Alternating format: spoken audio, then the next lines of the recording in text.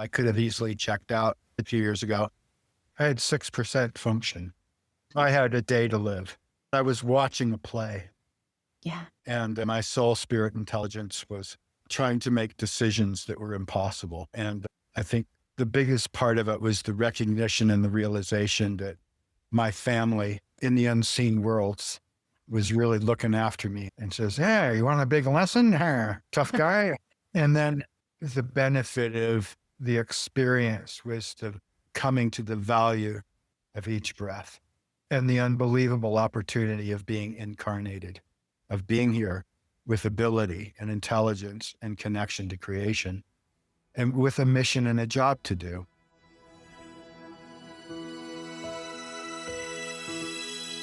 The only real experience you have is your direct experience with life. And there's a lot of people who comment on this thing called life and what appears in it.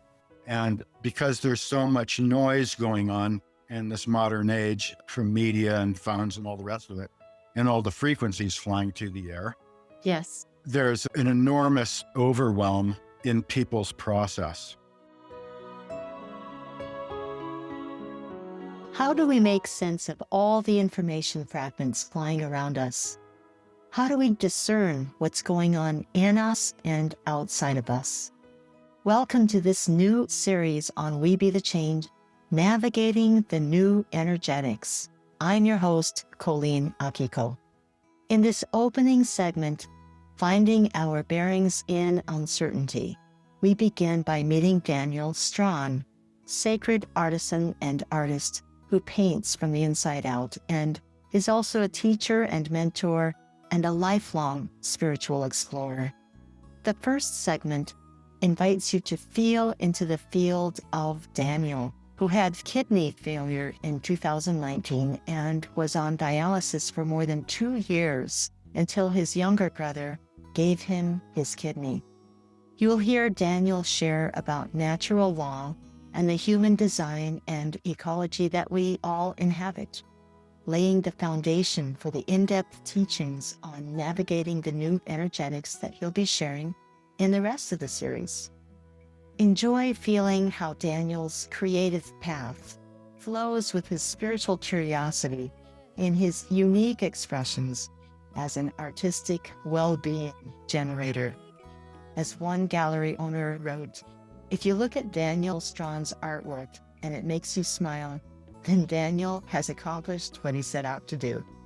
So let's just jump into this conversation of finding our bearings in uncertainty.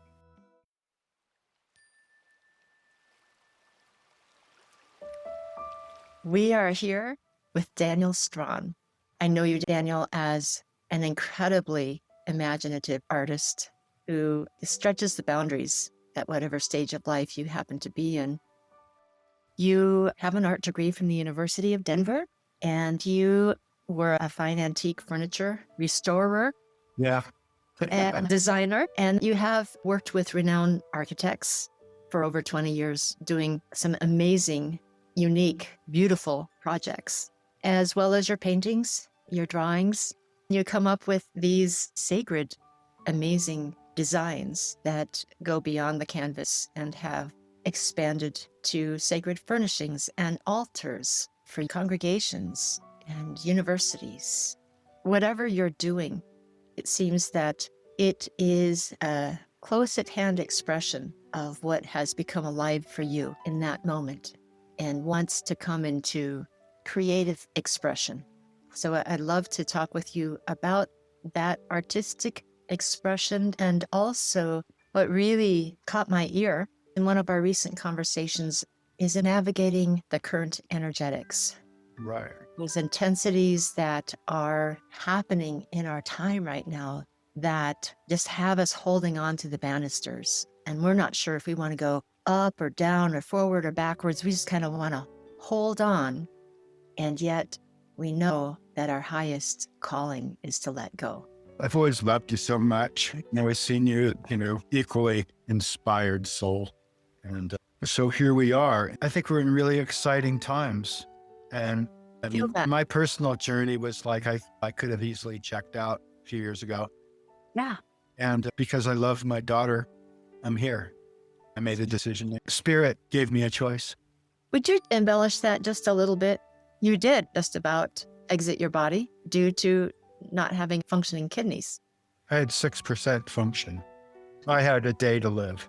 I think that I had been ill for a long time. It's complicated and overwhelming, but I was watching a play, Yeah. and my soul, spirit, intelligence was trying to make decisions that were impossible. And I think the biggest part of it was the recognition and the realization that my family in the unseen worlds was really looking after me and says, "Hey, you want a big lesson? Tough guy." And then the benefit of the experience was to coming to the value of each breath and the unbelievable opportunity of being incarnated, of being here with ability and intelligence and connection to creation and with a mission and a job to do. And I feel like, notice I'm saying I feel like, not I think. Good. What's important really is finding our bearings in uncertainty. And whenever one's in an uncertainty or a close-in situation, whether it's with a person or an issue, people like to get close into it. But you realize when you get close into something, the energetics bounce around more and more. And so oftentimes if you try to get close into something and you bounce off, the lesson is back up. Take a few steps back and take a look at the context where this is happening, whether it's philosophical or having to do with moving vehicles. I don't know. If you back up, you're going to see the whole intersection and the bicyclist and this and that, right? Yeah, I like that. Yeah. The intersection talks about flow and connection at the same time, and stopping and going. Yeah. And I call that the breath work of life, to see the analogies of there's something coming in and there's something going out. Whatever's coming into my field is not me. And whatever's going out of my field might be affected by me. I might have an effect, what's going out. But neither of those things are you. The true dwells in the equipoise, in the space in between. Like this notion of the stillness that acquires the will, the wisdom. And so this is a nice little gateway into the law of three. One iteration of that is the positive, negative, and neutral vectors of life. And that is a breath work in itself. Because a lot of times we're trying to blow hot air and suck in cash at the same time. And that really doesn't work. Blow hot air and suck in cash. Okay. Yeah. Could you give us an example of that, Daniel? Turn on mass media.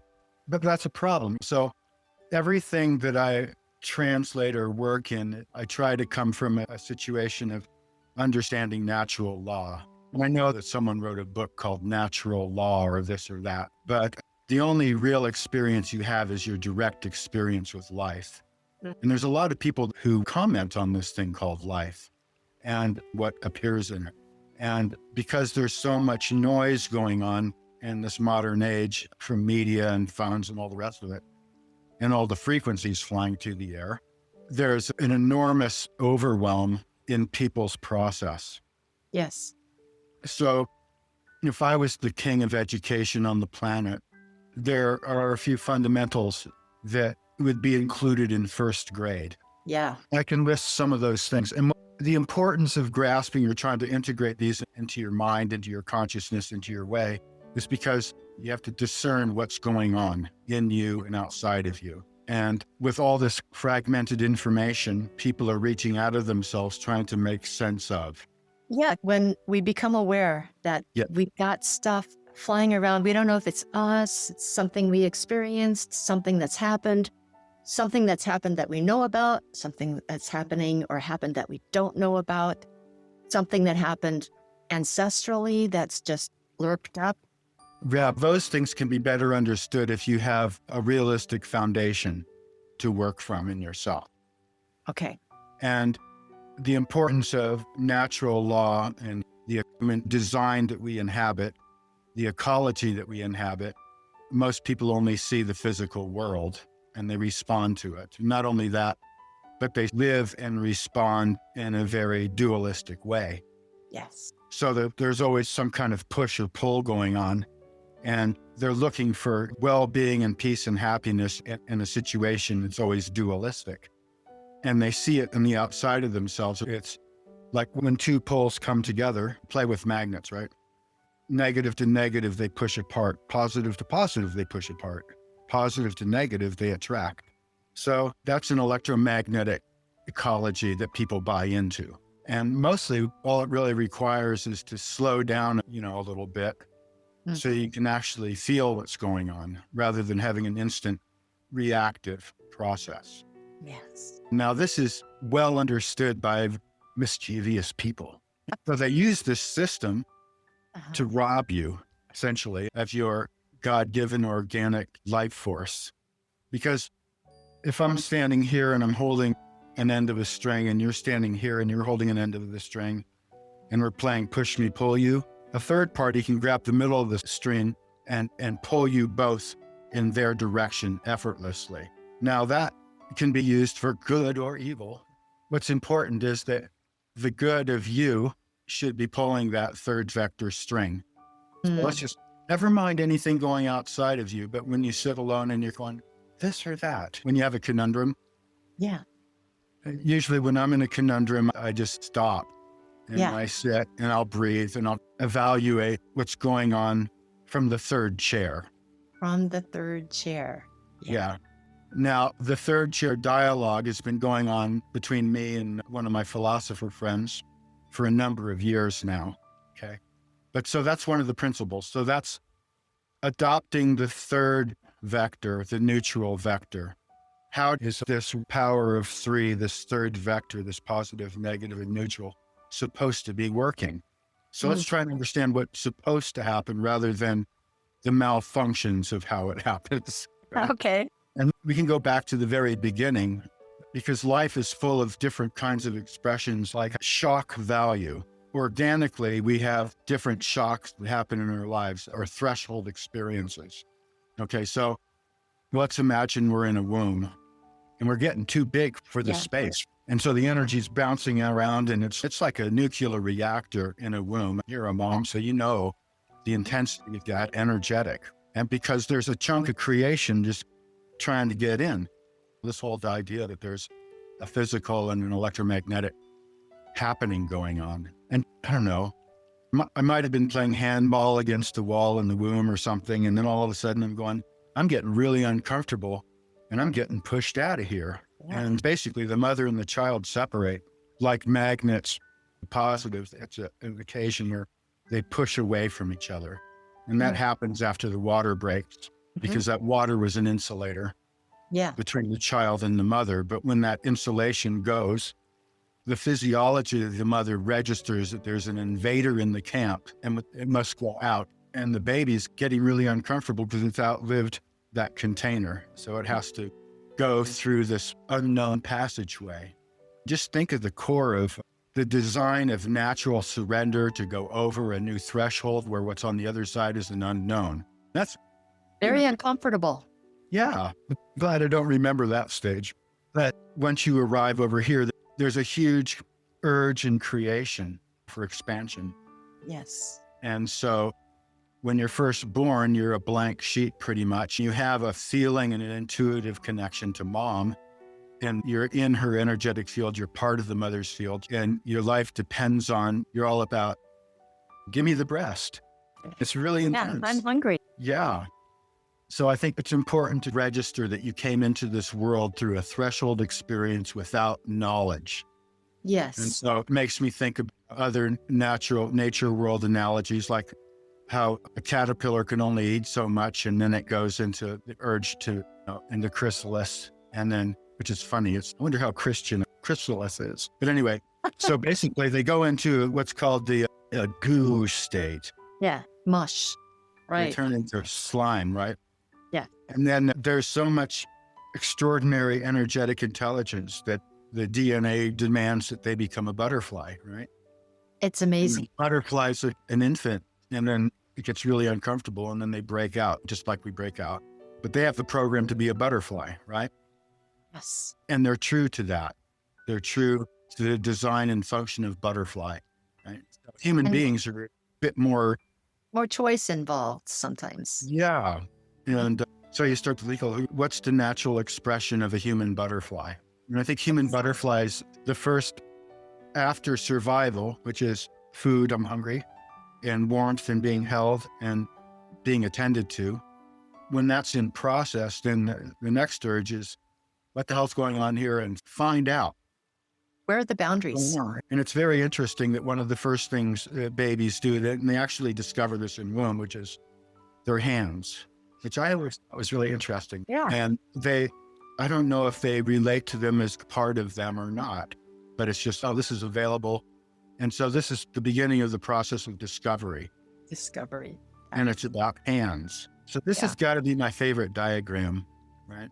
Now, to understand what a human being is, you have to look at the evidence firsthand. You can read lots of books about it, but to make it really stick for you and your soul, it's this path called self-discovery, because that's the organic way. And the hands are a diagram of what you are. And I'm not talking about your individual soul path and I must be a healer. And Not the palm reading. it's not a palm reading, but this is a diagram for the electrical circuitry of a human being, right? Yes. And guess what? There's two. Okay, 5, right? 5 plus 2 is 7. Perfect. So the 5, I pull references from everywhere. And I have a broad spectrum of references so I can bring to bear images that people can relate to, right? 5 loaves and 2 fishes. 5 loaves, 2 fishes. So when Jesus was doing this teaching, he had 12 disciples, 10, 11, 12. And they were just enamored and wanted to know and felt his presence. And I'm not an evangelist, by the way, but I learned from all teachers, Yes. right? Even the bad ones. And mostly what they teach is don't do that. Yeah. Anyway, so the 5 and the 2. So Jesus said, gosh, thanks for coming. It was a great show. The food truck didn't show up and the people said, we're hungry. And he says, well, what do you got? And they said, we've got 5 loaves and 2 fishes.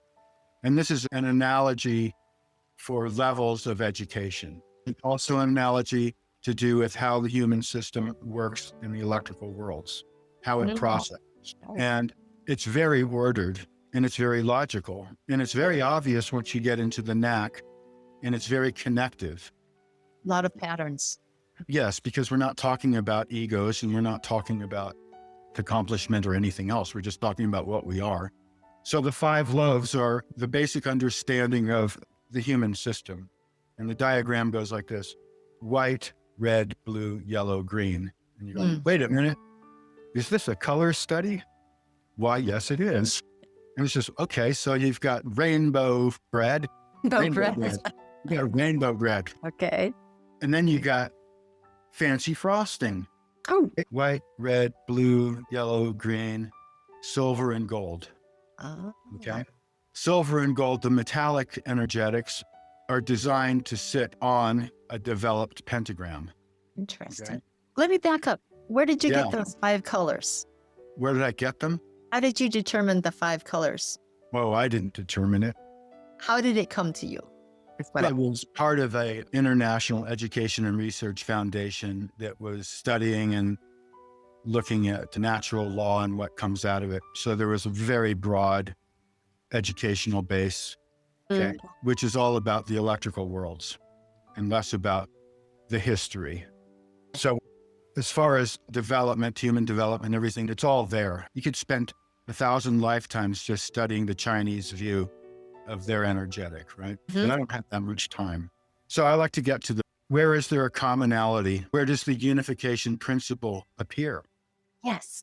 I'm not looking for duality. I'm looking for understanding. And I'm saying, let's understand what a human being is. And so with white, right? So my favorite part of that story is really the developmental application of the pentagrammic studies. That's what this is called, pentagrammic. Not because it's like an upside down pentagram on a black book. This is, look, you got a problem with the pentagram, then grow a 6th finger. Developmentally, a baby, that first hunger, a baby is a sponge. And it's in the stage of absorbing content on all levels. Yeah. Well, it's absorbing impressions, it's absorbing food, it's absorbing sounds and music, and they don't have a vocabulary to deal with other than, I love it when babies laugh. Oh, yeah. Because that's the punchline of the cosmic joke right there. Oh, I could tell you a story about that, but yes. Sure. So white is like a sponge, and it doesn't really do anything. It just absorbs. Okay. In the developmental journey, white is, you could say, is the storehouse of your experience. You draw from. What we have absorbed. Yeah. And like your content, right, is the white, right? Just, you can go through there's other organs that are white as well, energetically. Mm. So as a being, the first order of business is find out and gather information. Yeah. And it all goes in there, right? Keep your white clean. So if it doesn't feel right, if it doesn't look right, if it doesn't smell right, you don't need that in your warehouse. And don't source from there. I source from everywhere because I have the capacity to discern what is good and bad for me. But I'm in a creation that has everything. And who am I to judge?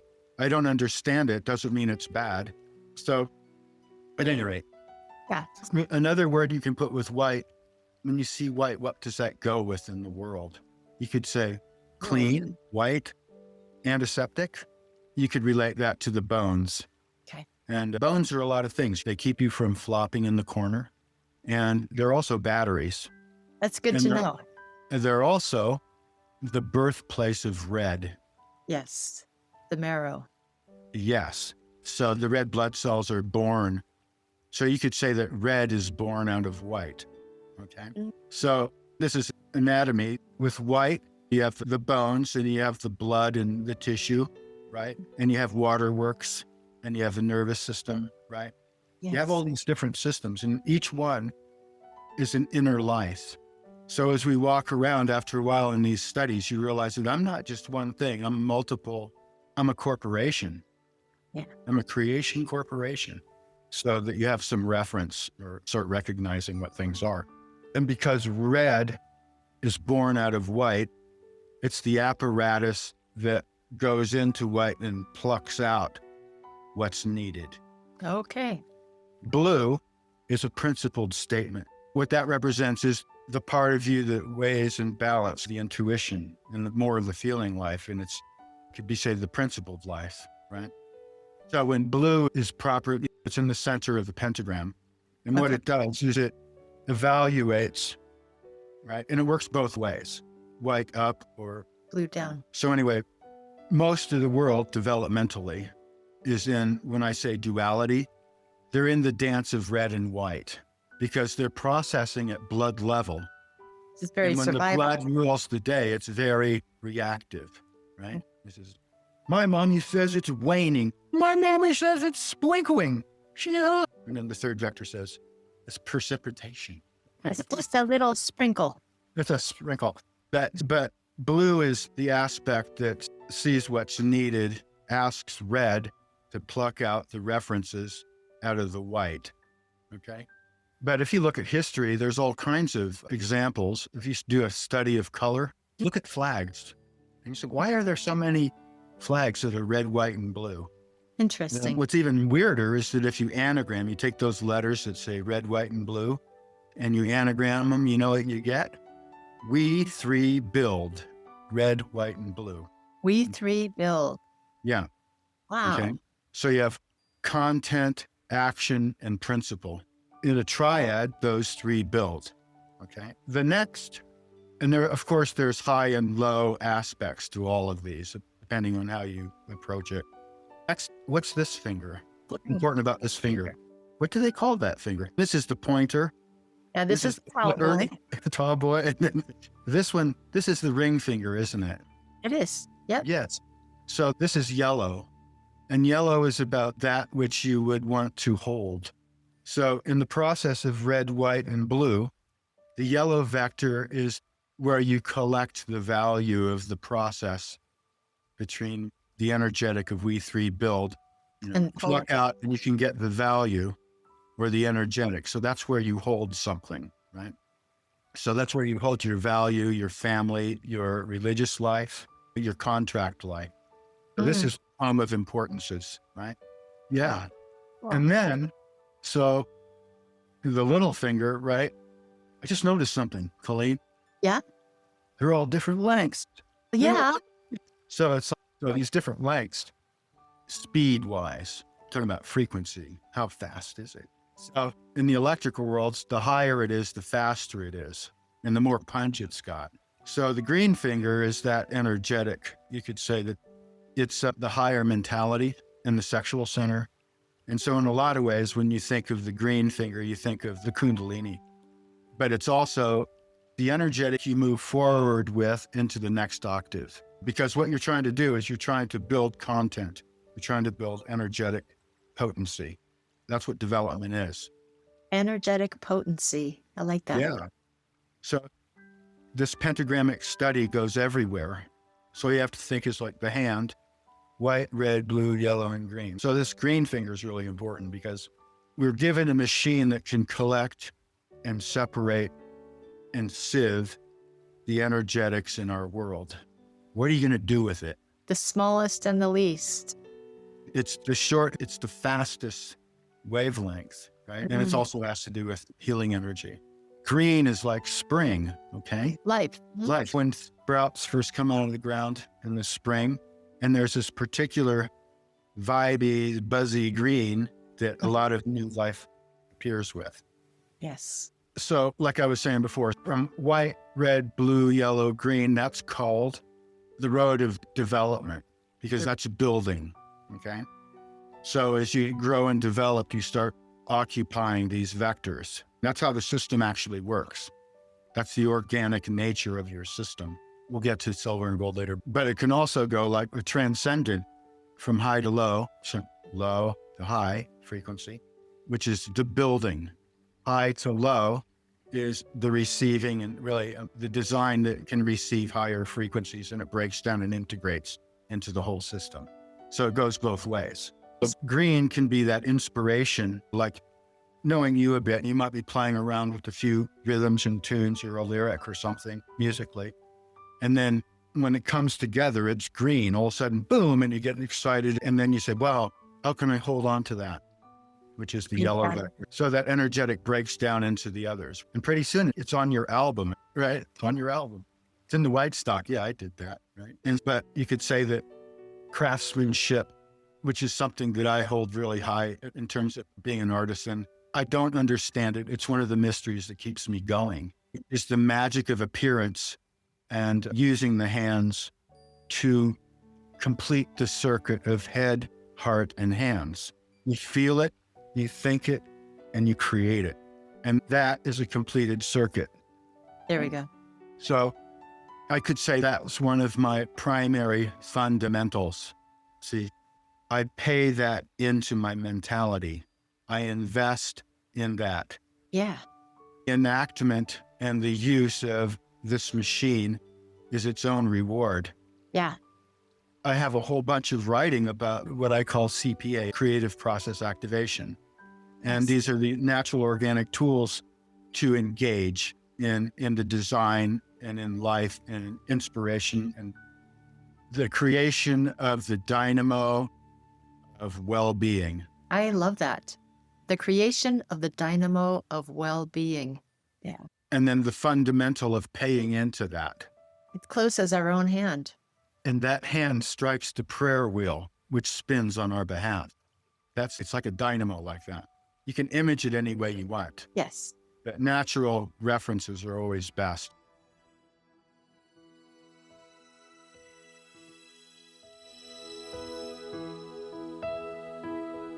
Thanks for joining us in this exhilarating conversation with Daniel Strawn. Feel free to invite others and share your thoughts and questions with us. Just head over to songrise.live, that's SONGRISE.LIVE, where you can also access bonus content, some fresh resources, and the free e-guide, Out of Your Mind into Your Light. So tune in next week for the second segment of this new series on We Be the Change, Navigating the New Energetics. I'm your host, Colleen Akiko. Have a beautiful week.